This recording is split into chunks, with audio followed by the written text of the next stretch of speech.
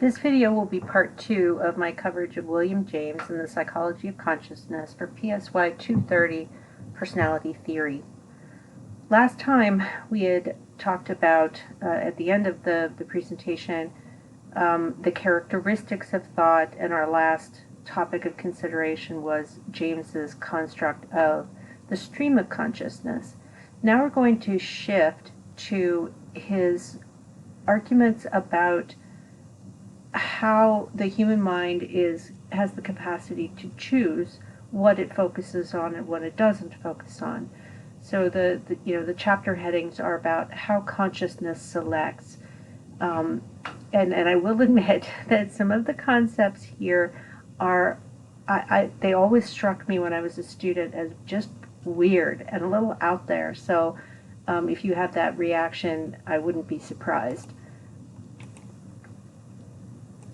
So we're going to start with the idea that James presented, that being aware, or just the sense of being consciously aware of your surroundings, of yourself, of your thinking. He argued that there were two aspects that defined this sense of awareness. There was a portion of awareness that is clear and definite, and he referred to that as nucleus, and there's a portion that is vague, that is sort of in some ways subconscious, and he referred to that as fringe. What we pay attention to at any given moment, that is, attention, that is awareness. You're familiar with this concept. If you reflect on your own thinking and think about what are you attending to right now. Perhaps it's my voice, perhaps it's your phone, perhaps it's the smells and sounds in the room. And now that I've said those things, you're probably selecting those elements in your room or in your direct experience to pay attention to. What's on the edge is things that aren't really occupying your conscious mind at the moment, but they're present enough that you can immediately go to them and give them your attention. So if I say something like, what are some of the background noises in your space right now, you can pull those out of the fringe and give them direct attention at any given moment. So what's on the fringe is that context, and they can give meaning and be given your attention at any given time. Your authors use this idea of consciousness as a lake, and you're in a boat that you can see through, and everything kind of under the boat are things that you could pay attention to if you wanted to. So you can see clearly whatever part of that lake you have direct access to through the glass. That doesn't mean there isn't anything else beyond those experiences. So you have this awareness that, yeah, there's more than just what I'm looking at that I could be paying attention to.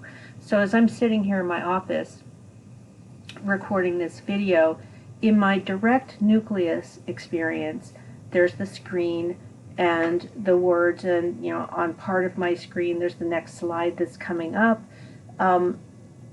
and I can look out my window and I can see the lakes on campus, I can see the sidewalk, and I'm irritated by the fact that there's ice in the trees. I can see that, but in my imagining I can actually think about the possibility of everything else that is not in my direct view, that's in the fringe. And both the content of what I'm aware of directly, in a concrete sense, has meaning, but so does the other stuff that's out in the fringe.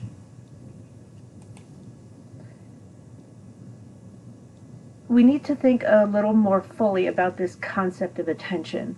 And since everybody does it, everybody uses attention and uses it, every moment of the day, you have some understanding of conscious attention already. But let's talk a bit more about how James used the construct of attention And remind yourself of when he was writing. He was writing before there was any such thing as cognitive psychology. He was writing before there was any such thing as a medical or psychological diagnosis of ADD. So, in your experience, there's a lot of language, a lot of beliefs, expectations about what attention means. But for James's time, it was a novelty to have the conversation that he was having. So to think of it in basic cognitive terms, before you can have an experience of any sort, you have to pay attention to it. It either has to draw your direct attention, or at least there has to be room in your conscious awareness for the fringe to drift in. So attention, by its very nature, is limited in terms of how much you can pay attention to at one time. It's partially limited by our moment-to-moment memory capacity and so on. So we have a limited ability to pay attention. And the way our species has evolved, and this was something that James talked about, the way our species has evolved, we have to focus on what's most relevant at the time. So we focus in on things that matter. We tend to shuffle off to the side or put in the fringe through inattention or through purposeful focus, things that don't matter very much. What that means is that attention is selective. We use it to our advantage. We pay attention to what matters. We ignore what isn't so important. That leaves us, though, with potential blind spots. So if we focus so hard on one task, we might not see things that are important, that could be informative for us. Now, from a strictly kind of Darwinian evolutionary point of view, if you are over-focused on one task that you're engaging in, that could leave you blind to the fact that maybe a predator is stalking you. In our everyday lives, when we're not exposed to such predatory things as, say, a saber-toothed tiger, our lives still present us with challenges and things that we need to pay attention to, but we may not when we should. So what James is drawing our thoughts to here is the fact that for the most part, our attention system and our short-term memory systems are useful. They help us to focus on the figure that is important and to ignore the ground. But it can leave us blind, and we have to become aware that there are things of importance, things of meaning in the background that we should be able to shift our attention to quite quickly and for good reasons. Another part of understanding James's theories related to this selective aspect of consciousness is these dual concepts of intellect and sentiment of rationality. And I will say that when I was reading James as an undergraduate student in my history of psychology class, sentiment of rationality was a concept I didn't grasp immediately. So give yourself some time to think it through. He argued that we have two ways of knowing, or levels of knowing. You can know things or learn things through direct engagement, through direct experience. So, for example, try to drag yourself back to maybe a first exposure to a dog. You may not remember the very first time you were exposed to a dog, but you can probably remember an introduction to a dog that you didn't know before. That's direct experience. There's also coming to know something through abstraction. So, for example, given events of the last few days, everything I know and understand about, say, Ukraine, it has to come through my abstract reasoning because I'm not there and I'm not having that direct experience. Like, I have not spoken personally to anyone in Ukraine. So I have to use abstract reasoning to make sense of it. Now, that's, a pretty out there example, but just understand there are these two pathways. You can either understand events and experiences by simply thinking about them, or you can experience them directly. Direct experience, he argued, tends to be very sensory oriented, connected to emotion, and he did use the word poetic in his description of this. So he's reflecting on the notion that when we're in an experience, we're having a very direct and tangible emotional connection to that experience. Abstract reasoning, though, he argued, was more intellectual. It's more reflective. It can be relational in that you may be trying to draw connections and intersections across aspects of the thing you are thinking about. He argued that this was a way of thinking that is bounded in abstract thought, in what ifs and maybes. He argued that it should be objective and less based in sensory experiences and emotionality as well. Sentiment of rationality, and I include this quote here: the feeling of sufficiency of the present moment, of its absoluteness, the absence of all need to explain it, account for it, or justify it. Frequently, he argued that people would try to infuse their direct experiences, which are sensory and emotional in nature. They try to infuse them with rationality so that they feel more intellectual, more focused, more objective than they might actually be. And that is what he calls sentiment of rationality. So sentiment referring to emotion or feeling of rationality. So we sometimes, and this is particularly true, he felt in Western cultural contexts, that we tend to have a preference for the intellectual, the unemotional, the objective. And sometimes when, you just like something or love something, you might want to infuse it with something that feels more rational as an explanation for it, but it's artificial, right? And this is something that social psychologists, showed decades and decades later, when they found that people, even with abstract experiences that are deeply sensory in nature, somewhat, as William James would say, poetic, things like the experience of love, we have a tendency to try and make them rational, to make them objective. Like if someone asks you, why do you love your partner? We tend to feel pressured to come up with good reasons for loving a partner, even though the source of that knowing is through direct experience, and the emotional and sensory aspects of that direct experience. Supplying rationality for it isn't always helpful, and in fact it can be harmful.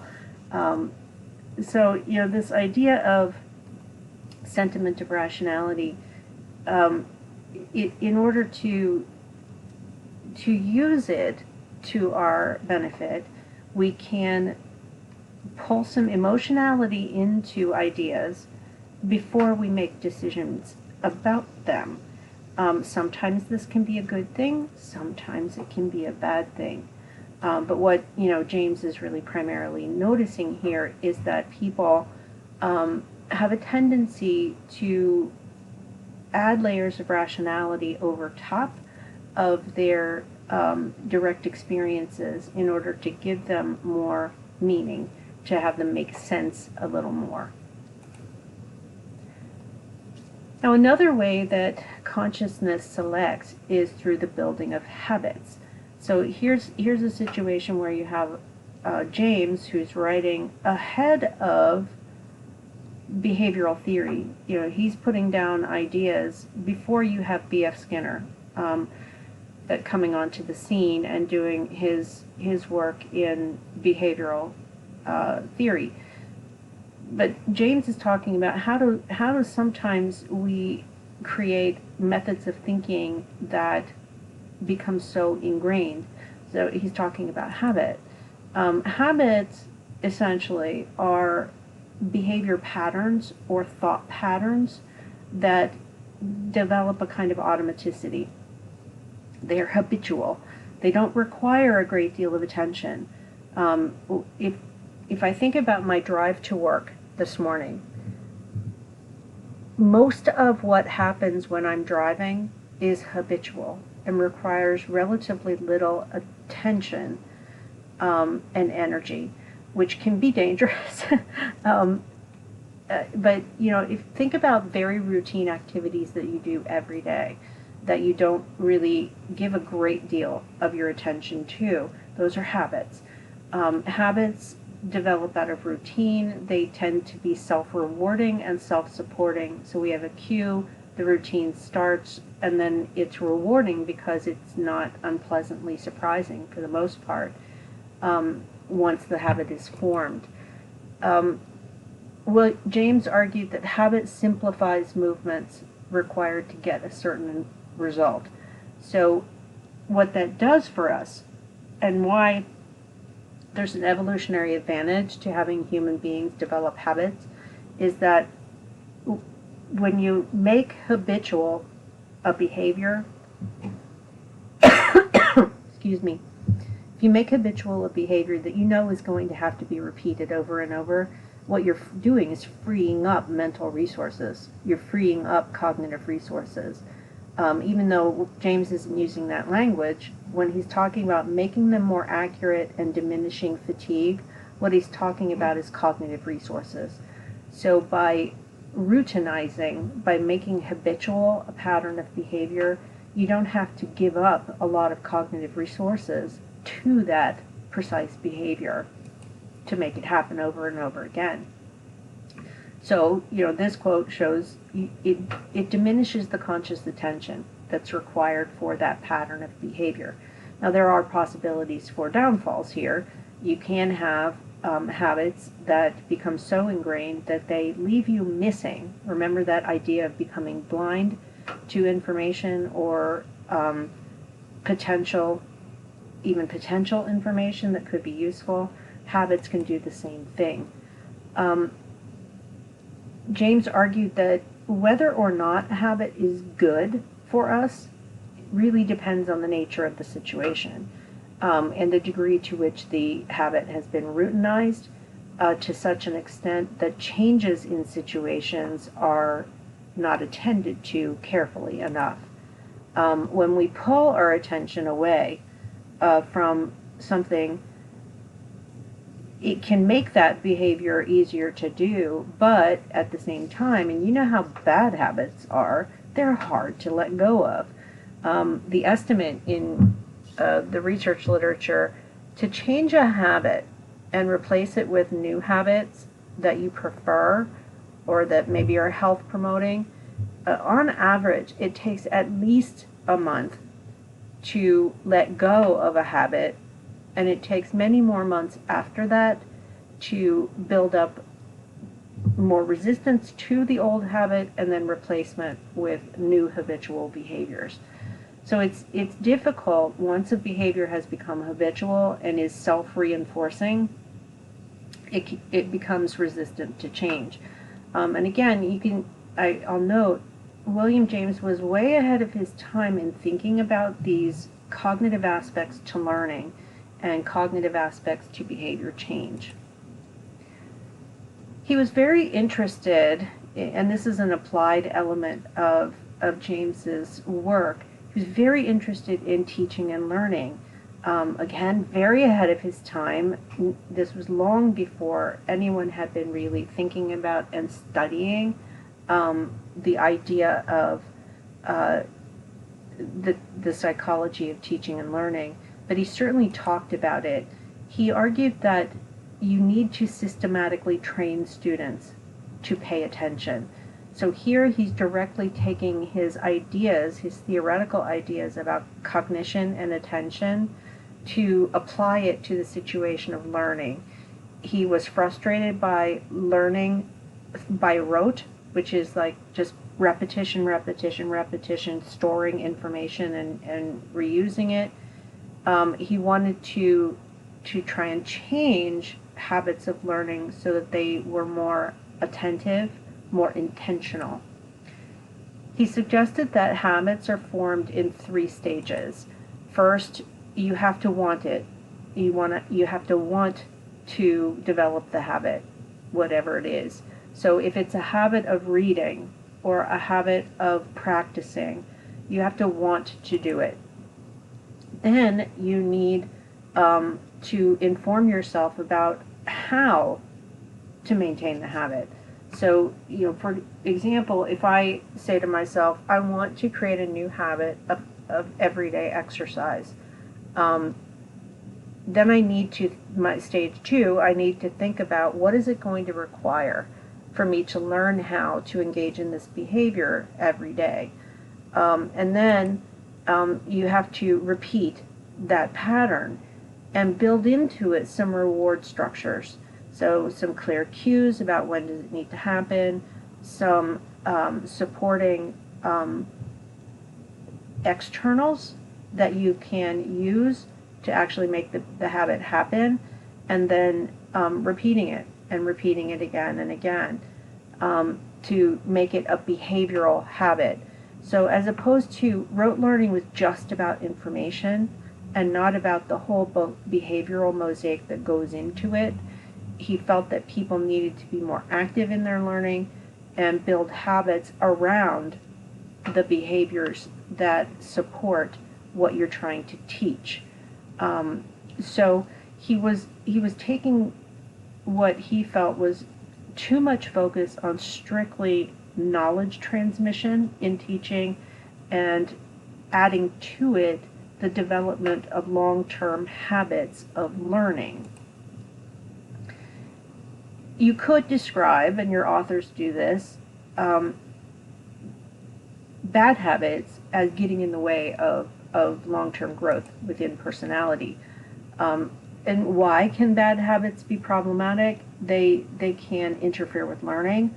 They can interfere with learning primarily because they interfere with attention. We don't attend to them, we simply do them. For example, I had this conversation with one of my kids who is a college student who had fallen in the habit of whenever, say, a friend contacted her and said, let's do this, she would prioritize interacting with her friends over any other long-term things she needed to do for class.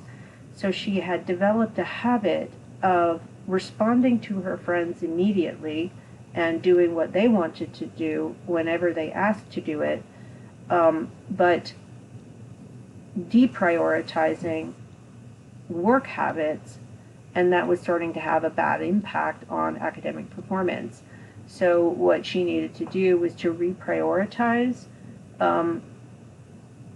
her daily tasks so that those things got done in a timely fashion. Another reason that bad habits are problematic, according to James, is that they tend to restrict awareness in such a way that you can't really pay attention to other elements that may be informative. So if we have a bad habit, say, of creating a lot of noise in our environment and allowing that noise to be present and persistently drawing our attention to it, that can interfere with our ability to put full attention to the task that we're attempting to perform. So many of our daily routines can get in the way of our experience of positive well-being. And we'll come back to this idea probably in part 3 of the presentation. The next concept to cover is the way in which William James used the word will. And go back to Alfred Adler. Adler was very influenced by James' discussions of this concept of will. He defined will in cognitive terms, but also in behavioral terms. So he talked about it in terms of focusing the mind, so that's attention, and also willful effort. So some of this comes out of his applied work with students and trying to think about training habits of mind and training habits of behavior that were beneficial for people who were trying to learn things. So will, he talked about as a cognitive process, because will can't be, as your text authors put it, inattentively performed. You have to pay attention in order to exert will at any given time. In addition, being inattentive can affect the way you perceive things. So you may perceive that reality is one way, but perhaps it's because you have been partially attentive or in fact fully inattentive to what's actually going on around you. Refocusing attention and giving more complete attention to what is going on in your surroundings, or what it is that you're attempting to learn or do, can lead to better outcomes, in James's opinion. Strengthening will, he argued, was not always easy because the easier path is simply to go with habit. Habit doesn't involve choice. Will involves choice. So he has this thought experiment that he challenged people, and it's one of the options in your textbook for personal experiences that you can use to deepen your understanding of the theory. So he said, explore the useless task and engage in that as a thought experiment in will. So you're basically intentionally doing something meaningless and mindless as an act of will. Now, we probably have a lot of daily activities that we hate doing, but we do them anyway. He's arguing that engaging in this purposefully and paying any attention to all of the little details of that experience can actually be informative, and it can strengthen will. Part of this is about, really putting yourself through things that you don't enjoy and doing them with intention is, you've heard the phrase, through force of will. That's really what he's talking about here. He also believed that you have to use our human capacity for will in order to voluntarily shift and improve your attention. He also thought that there were times when people, strengthening will is an important thing to do. However, there are times when we can benefit by just letting go and not being in charge of our thinking, and allowing attention to drift and go where it goes. So he felt that will, we can become a slave to will if you understand the language that he's choosing there. We can become so entrenched in willfully controlling our thinking that sometimes it becomes overwhelming and exhausting. So he felt that people need at times to let go of willful attention and let their minds drift. And this kind of goes back to that stream of consciousness idea, that it's sometimes helpful to surrender yourself to your thoughts and follow them where they go. And that concludes part 2 of my coverage of William James and the psychology of consciousness.